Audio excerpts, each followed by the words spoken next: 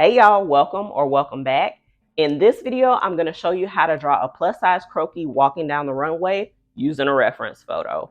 Now you can use this template to practice your sketch skills, and if you're a sewist, you'll have a ready-made template to sketch out your ideas for your next sewing project. So let's get started. To draw your croquis, you're going to need a sketchbook and some loose paper, a pencil with a good eraser, an extra eraser if you have it, and a black pen or a fine tip black marker. Gather up your supplies, and a link for the reference photo is in the description box below.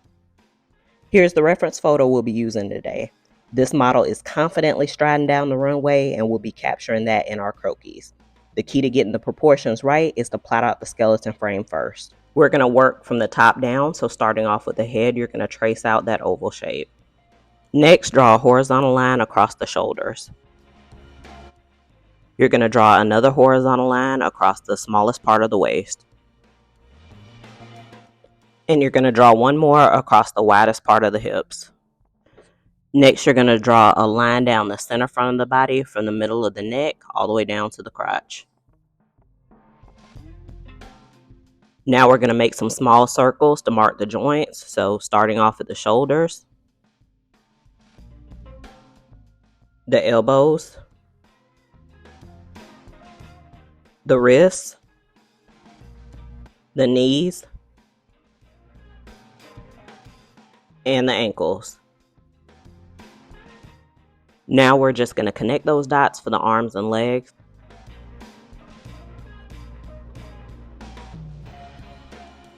And at the base of the wrist dot, you're going to draw a triangle for the hands.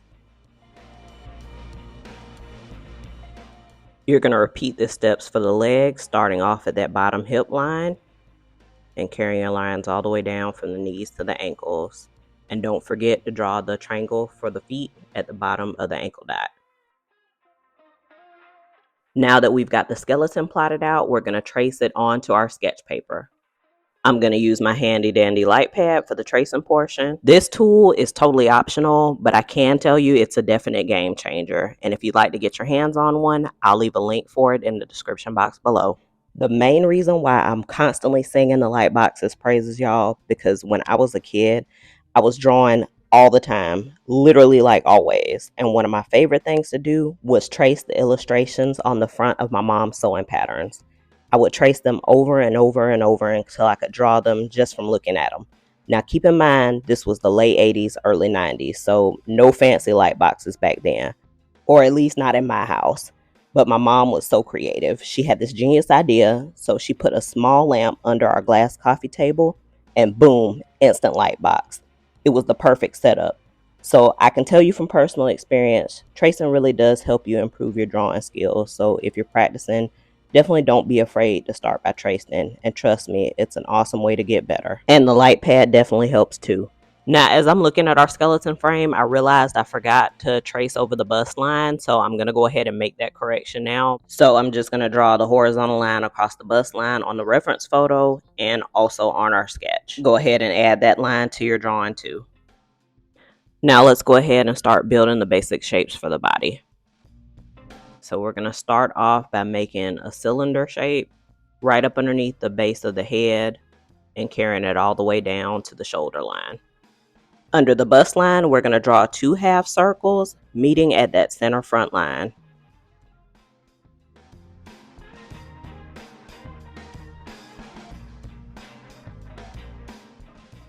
Now starting in the middle of the shoulder line and the bust line, just right above that half circle, we're going to draw a line going straight down and blending into the half circle, and then another line curving inward until you reach the waistline. And you're going to do that on both sides of the half circle. Then you're going to draw another line curving outward from the waist to the hip line. Now we're going to use a series of circles and ovals to plot out our arms.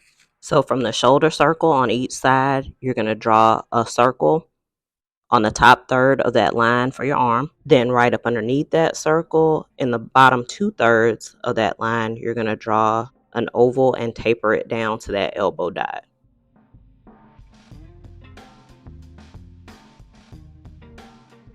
Now we're going to draw one more oval from the elbow dot and taper it down to the wrist dot.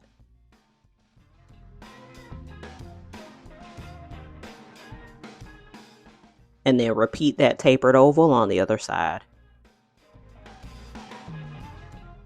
Now let's tackle the legs. For that left leg on the back, we're going to draw a line going down from the hip line all the way down to the first knee dot.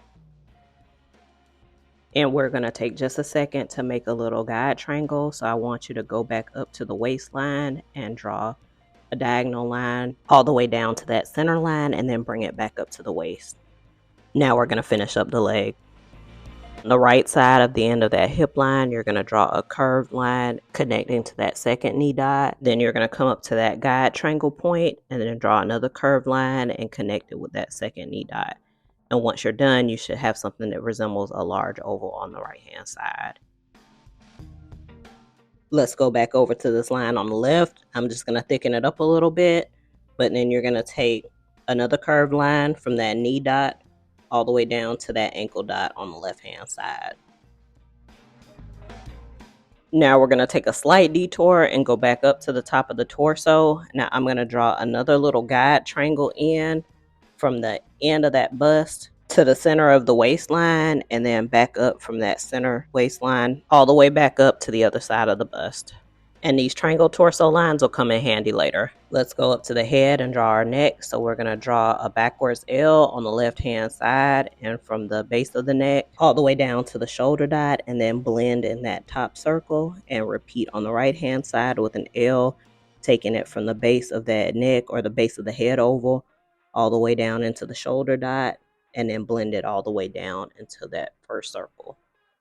Now I want you to just take a little time to refine the shape of the top torso. So what that means is just make any changes, any adjustments to your outer lines, kind of play with it until it looks the way you want it to. Now you can do this cleanup during your sketch process, or you can wait to the end. I like to do a mixture of both. And then we're going to expand down on the bottom torso. So from that center point, which is your crotch line now, we're going to take that line back over and blend it into that hip line just to create a guideline for the underwear. See, I told you those guide triangles would come in handy. And if you've ever watched any of my previous tutorials, you'll notice that I often do this step at the beginning where we're drawing the skeleton framework. But I just want to let you know that nothing's rigid over here. And I like to show you different ways of how to complete a sketch, just so that way you can pick the method that works best for you.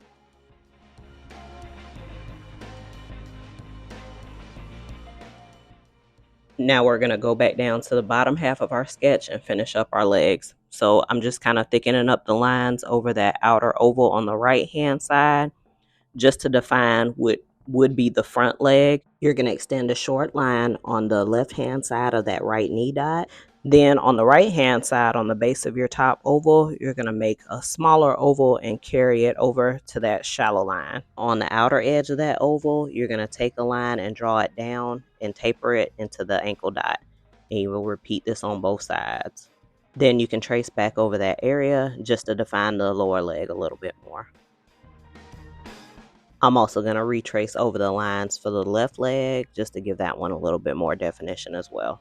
And as you get down to the ankle dot, just trace over that circle and blend it into the triangle for the foot. Now let's jump up to the wrist and draw in the hands. And the best way that I can describe drawing the thumb and the finger shapes is just create a series of diagonal lines. And you can use your reference photo to kind of look and see how she's curving her fingers and use that as your guide. The two things I hate drawing the most are hands and feet. So just keep in mind they don't have to be perfect. Just play around with drawing the lines or even creating cylinder shapes for the fingers. And I'll be honest with you, sometimes I don't even bother detailing out the hands. I'll leave the basic outline and just keep it moving. But today I'm trying to set a good example. So if you're having trouble with the hands, just keep practicing. And remember, your BFF eraser is there to help you get through the hard times. Another tip that I can give you is really analyzing and studying your reference photo with the hand placement or really any elements of drawing something. Just try to think of it in terms of breaking it down into basic shapes. Once you're satisfied with the outcome, then we can move on to the feet. And the good news is, since the back one's hidden, we only have to worry about drawing one foot for this sketch. Starting at the left corner of the triangle, you're going to draw a semicircle. for that first big toe, and then you're going to create 4 more smaller semicircles, and you're going to space them out so the fourth one ends on the right edge of the triangle. For a little bit more detail, I'm going to draw a small half circle with a flat bottom for that toenail. Then I'm going to come up across the top of the foot and draw a horizontal line to give the illusion of a heel, and then a half circle underneath the bottom of the toes to draw out the shoe. And because this sketch is going to be just a template, you don't have to do that part if you don't want to. You can leave her barefoot. The choice is totally up to you. Now let's take a quick few minutes to clean up our sketch. So just define your lines and clean up any mistakes that you may have and get it ready for the final trace. And once you're happy with all your changes, let's get ready to go ahead and draw the face and hair. We're going to draw a light grid over the head for the face. So you're going to make a horizontal line in the top third of the head, a vertical line down the center front, and another horizontal line across the bottom third of the head. And this light grid just helps you map out the proportions on your face and helps you get used to the placement of the features. For the eyes, on that top horizontal line, we're going to make a stretched out half circle above and below that line, and then repeat that on the other side.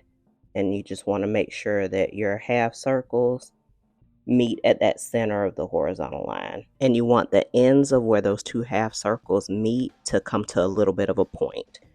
For the nose, you're going to draw it on the vertical line in the center of those 2 horizontal lines. So you're going to make a shallow U and then frame that U with parentheses, 1 on each side. The lips are super easy. So for the top lip, on that bottom horizontal line, you're going to make a letter M, and you want the center of the M on that vertical line. And for the bottom lip underneath your M, you're just going to connect it by making a shallow U. I told you the lips were super easy. Going back to the eyes, I'm going to leave the pupils out for now because in an upcoming video, I'm going to get into a little bit more detail work on the face. But now let's draw the eyebrows. For the brows, we're going to draw in arches, so 1 arch above each eye. Now you can just make a solid line for your arch, but what I like to do is actually feather it in. So as I'm drawing that arch shape, I'm creating it using little shallow lines. For the eyebrows, I just think it looks more realistic. And I know this is a small detail, but what I want you to do is try it both ways and let me know which one's your favorite.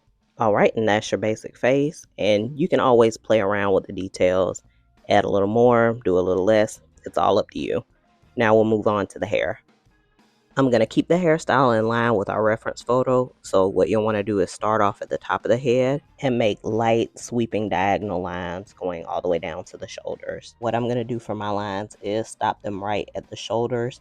Now this is going to give the illusion that the hair is behind the body, just to keep things simple for this template. And what you want to keep in mind of with your lines is they don't have to be a harsh diagonal or a harsh vertical. They can wisp around, have some movement, and just kind of play around with it as you're making your drawing. And of course, if there's anything that you don't like, you can always erase it and try it again. I'm going to make this last line sort of floating above the top of the head and also make a couple of lines here for some flyaway hair strands. And I'm going to add a little bit more volume on the other side. Just remember, keep those lines light and have fun with it. You're almost home free, but don't forget to draw your guidelines in. So from the middle of the shoulder, on one side, you're going to draw a line all the way down through the apex of the bust, down to the waistline, and then repeat this on the other side. And then you're going to finish that up by drawing a guideline down from the waistline all the way down to the underwear line, curving that line outward. Just remember, when you're drawing your guidelines in, follow the contours of the body, and then you're all set. Congratulations! You did an awesome job on your plus runway croquis sketch. Now, this step is totally optional. If you'd like to trace her out in a black pen just to finalize everything, you totally can. That's up to you. Keep your new front view template in your sketchbook, and it's ready to use for you to practice your sketch skills. And if you have a sewing project and you'd like to sketch out your ideas, it's ready to go. Don't worry, y'all, I'm not going to leave you hanging on the back view. That'll be coming up in the next video. So be sure to turn those notifications on, that way you don't miss it. If you enjoyed this video and you want to brush up a little bit more on your sketch skills, then watch this one next. Thank you so much for watching, and until next time, y'all, keep sketching, keep sewing, and keep the momentum going. Take care.